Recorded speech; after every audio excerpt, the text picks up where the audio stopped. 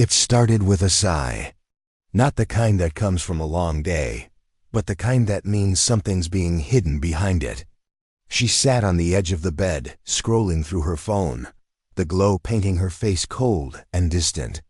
When I reached out to her, she pulled away, said softly, "I'm just tired." It was the third time that week.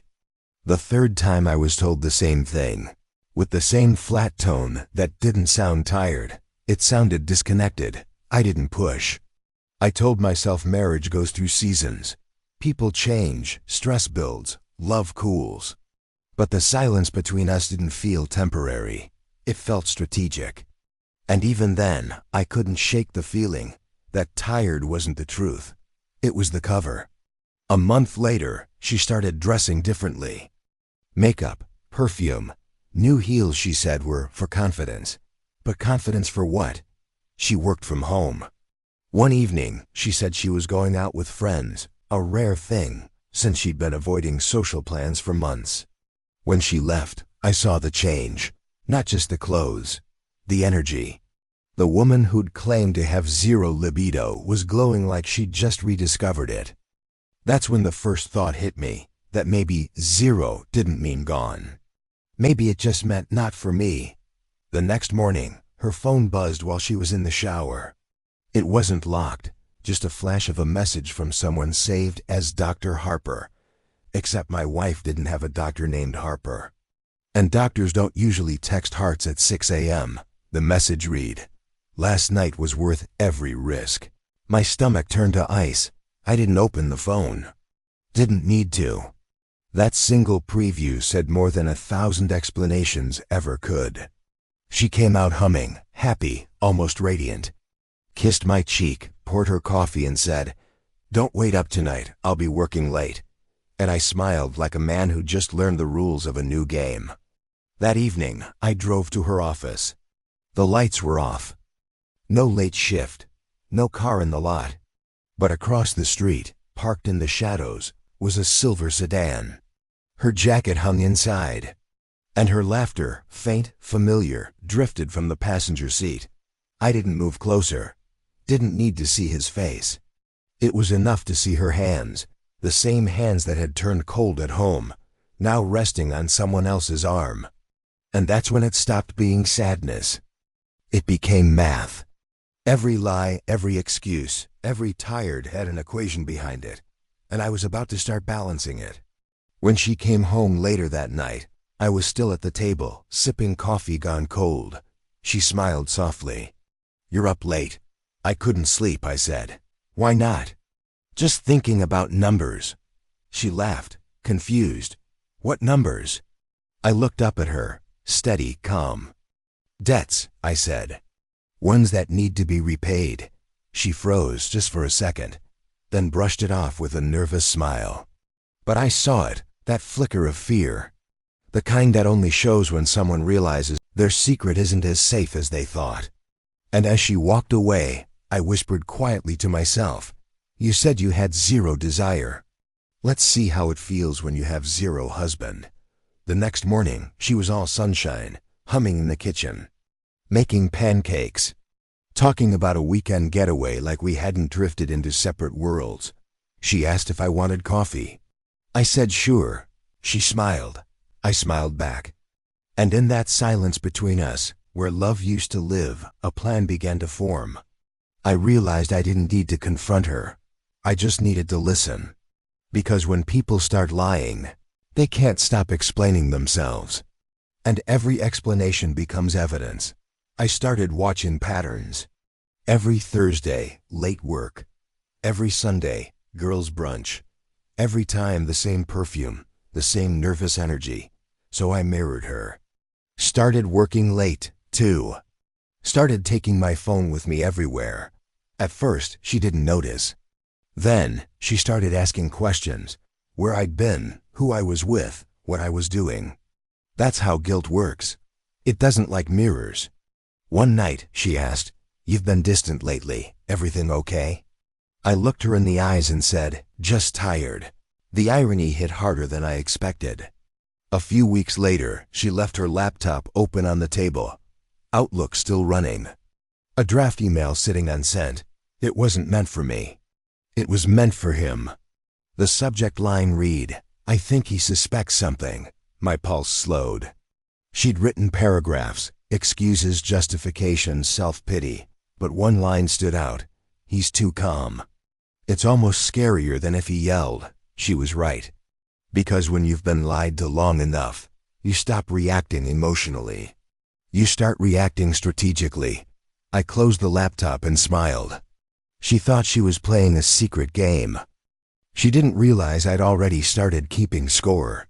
Over the next month, the pieces came together. Receipts tucked into purses, a hotel reservation email buried in her spam folder, a voicemail from Dr. Harper that didn't sound like a doctor. Every clue was quiet, small enough to overlook. But when I lined them up, the story was crystal clear. I even found the photos, her reflection caught in a cafe window, his arm visible beside her. They didn't see me take them. Because I wasn't following her out of anger. I was building an archive. And when the day came to reveal it all, I wanted it to feel like an accident, like her own lies had finally turned on her.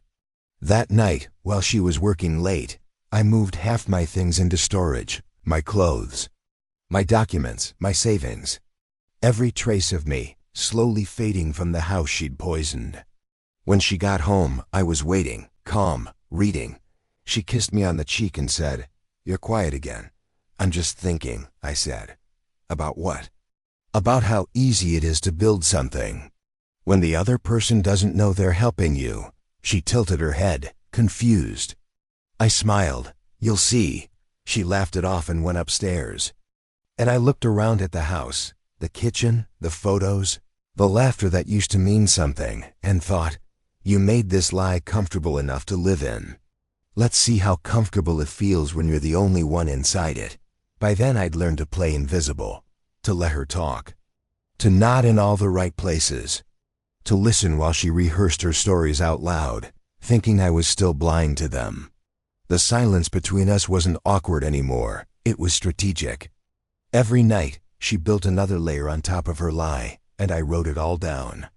Timestamps, dates, details she'd forget to keep consistent. Because the thing about a liar is, they don't collapse when you confront them.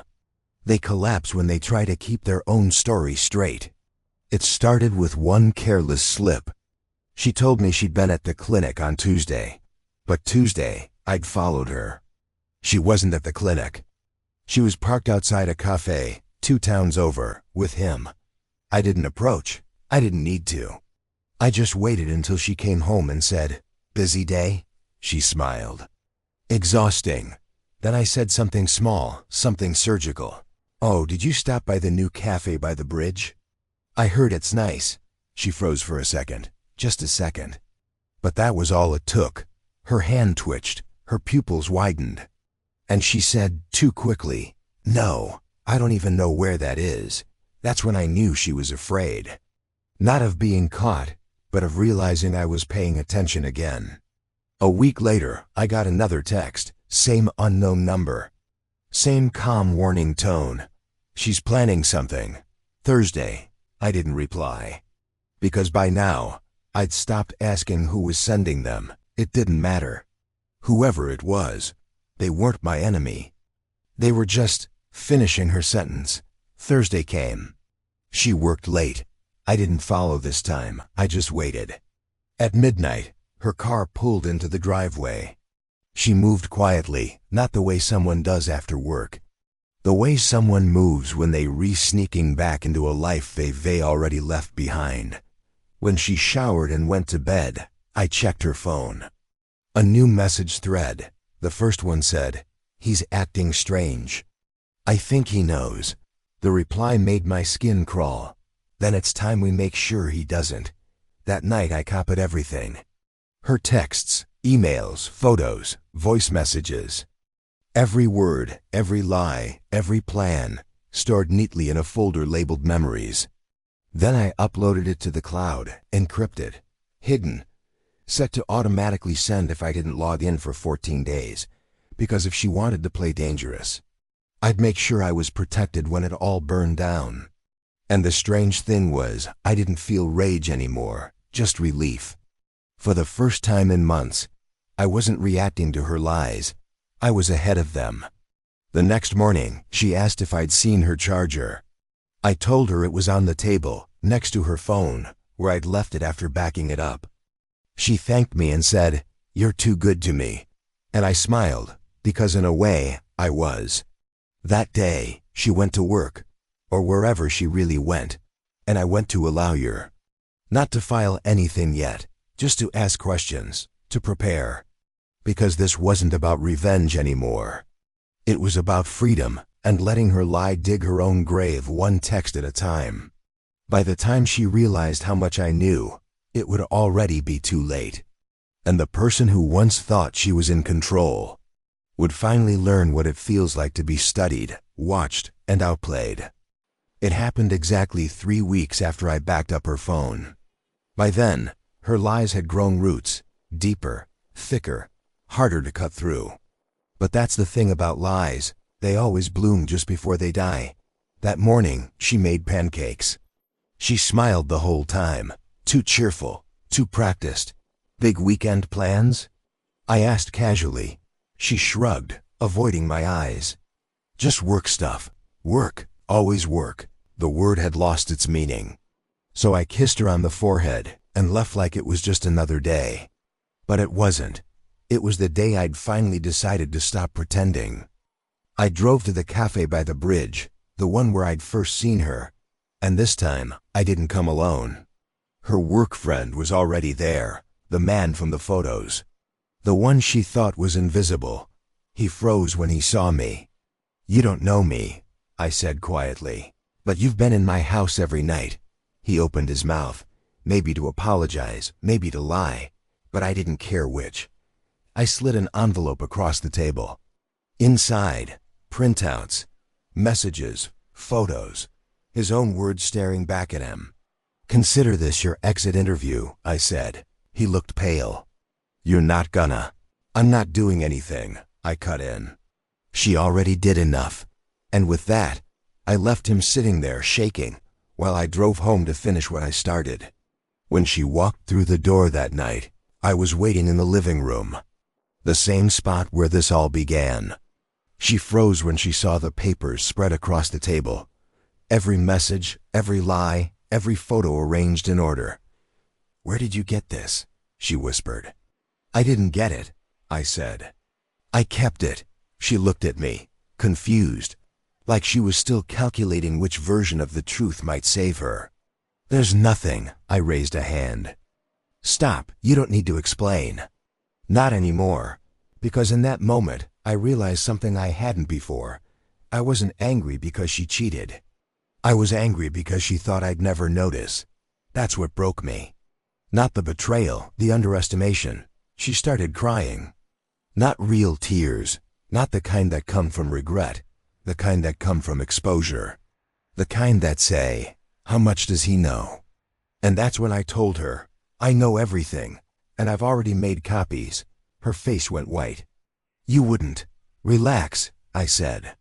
"I'm not going to ruin your life." Then I leaned forward. "You're going to do that all by yourself." Because I'd already set things in motion. Quietly, carefully. The lawyer. The account freezes. The timed messages set to send if I didn't cancel them. I wasn't her victim anymore. I was her consequence.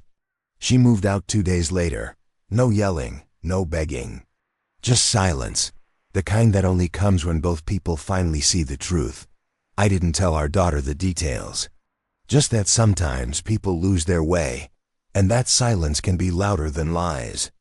I still get the occasional text from an unknown number. The last one said, "Now you know everything. Be careful who you trust next time." Maybe it was him. Maybe it was someone else. Doesn't matter anymore. Because in the end, I didn't need revenge. I didn't need an audience. I just needed peace. And the quiet satisfaction of knowing she destroyed herself with the one thing she thought she could control. Her story. And as I watched her car disappear for the last time, I realized something beautiful. The truth doesn't always need to be shouted. Sometimes it just needs to be noticed. If you made it this far, please like the video and subscribe to the channel. I have carefully selected a story for you to watch next that I am sure you would love. Because here at English with Drama, every story proves one thing: revenge is temporary, but redemption lasts forever.